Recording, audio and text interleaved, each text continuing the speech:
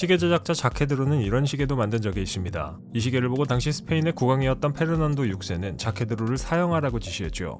인형이 스스로 움직이고 시간을 알려주는 건 당시에는 상상도 할 수 없었기 때문에 그가 사탄인 줄 알았던 모양입니다. 스위스는 정밀한 시계 제작 기술로 전 세계적인 명성을 얻은 나라로 시계에 있어서는 단연 독보적인 위치를 차지하고 있습니다. 롤렉스나 파텍 필립, 오메가 등 이름만 들어도 알 수 있는 명품 시계 브랜드들이 이 나라에서 탄생했죠.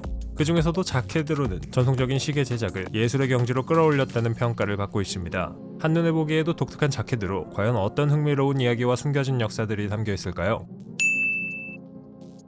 18세기 스위스의 작은 마을에 시계공이 있었습니다. 그의 이름은 피에르 자케드로였죠. 시간을 알려주는 시계를 만드는 데만 그치지 않고 더 나아가 기술과 예술을 통해 삶의 움직임과 영혼을 불어넣으려 했던 사람이었습니다. 피에르는 고요하고도 섬세한 손길로 기어와 톱니바퀴를 만지며 생명을 닮은 움직임을 탄생시켰는데요. 그가 만들어낸 오토마타는 시대를 초월하는 혁신이었고 그중 3가지 걸작은 오늘날까지 전해지며 우리에게 놀라움과 신비로움 그리고 즐거움을 선사해왔습니다. 그 작품들 중 가장 눈에 띄는 건 바로 글 쓰는 소년 오토마톤입니다. 1770년대 탄생한 이 작은 소년 인형은 마치 살아있는 듯 손에 펜을 들고 종이에 글을 쓰죠. 그 모습은 당장이라도 우리에게 말을 걸 것 같은데요. 참고로 이 기계 소년이 쓰는 문장 중 하나가 바로 나를 발명한 사람은 자케드로다입니다. 이렇게 당시 뛰어난 기술력을 보유하고 있던 자케드로 세계로 뻗어나가면서 18세기 후반 유명한 시계 브랜드로 이름을 날리게 됩니다. 유럽과 아시아, 중국 등지의 황실에서 신기한 장난감으로 큰 인기를 끌었기 때문이지요. 이렇게 복잡한 회중시계와 오토마타로 유명해졌지만 해외에서 무리하게 사업을 벌인 탓에 파산에 이르렀고 결국 창립자 피에르 자케드로도 사망하게 되면서 브랜드는 사라지게 됩니다. 20세기 들어 자케드로라는 브랜드가 몇 번 살아나긴 했지만 별로 큰 인기를 얻지 못하고 사라졌습니다.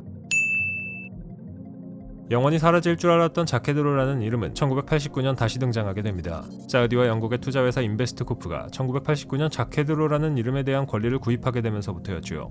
재미있게도 자케드로라는 브랜드가 다시 시작될 당시 깊게 관여했던 사람들이 바로 명품 시계 브레게의 제작자들이었다는 건데요. 살아생전 독특한 시계를 만들었던 자케드로의 뜻을 잇기 위해 고급 기술을 가진 시계 제작자들이 뭉친 겁니다. 이렇게 다시 시작된 자케드로는 2000년 스위스의 스와치 그룹에 팔리게 되면서 지금의 자리에 이르렀습니다. 참고로 현재 등장하는 자케드로 시계 중에는 새를 모티브로 한 시계들이 많습니다. 시계 하나에 7억 원씩이나 하는 트로피컬 버드 리피터도 새를 모티브로 만들어졌죠. 이는 피에르 자케드로가 새를 매우 좋아했고 새와 관련된 독특한 시계들을 많이 만들었기 때문인데 자케드로의 브랜드 아이덴티티를 위해 의도적으로 새를 자주 사용하는 겁니다. 오늘날 자케드로의 시계는 단순히 시간을 확인하는 도구라기보다는 예술품으로 여겨집니다. 다이얼 위를 유유히 나는 새, 꽃잎을 터뜨리는 나무, 사람 움직이는 듯한 인형들이 모두 수작업으로 완성되죠. 하나하나가 수백 시간의 공정을 거쳐 만들어지며 시계 하나가 완성되기까지 장인의 손을 수십 번 거치는데요. 그만큼 희소하고 독창적이며 그 예술성 덕분에 수많은 수집가들이 자케드로 시계를 탐냅니다. 피에르 자케드로의 유산은 또 있습니다. 2000년대 초반에 생겨난 새로운 자케드로의 전통 중 하나는 숫자 8을 행운의 숫자로 사용하는 겁니다. 과거 피에르 자케드로의 회사가 중국에서 많은 사업을 했고 중국에서는 8이 행운의 숫자로 간주되기 때문에 이걸 자케드로의 상징으로 사용하기로 결정한 거죠. 숫자 8은 자케드로에서 다이얼 디자인 등에 줄곧 활용됩니다. 자케드로는 여전히 전통을 중요시하면서도 현대적인 감각과 기술을 시계에 접목시키는 브랜드로 발전하고 있습니다. 예를 들어 미니어처 페인팅, 에나멜, 조각 같은 고전적인 기법뿐만 아니라 최신식 오토마타 기술과 정밀한 기계 장치를 함께 사용하는 건데요. 덕분에 클래식함과 첨단 기술이 공존하는 자케드로의 시계는 과거와 현재 그리고 미래를 이어주는 매개체로 받아들여지고 있죠.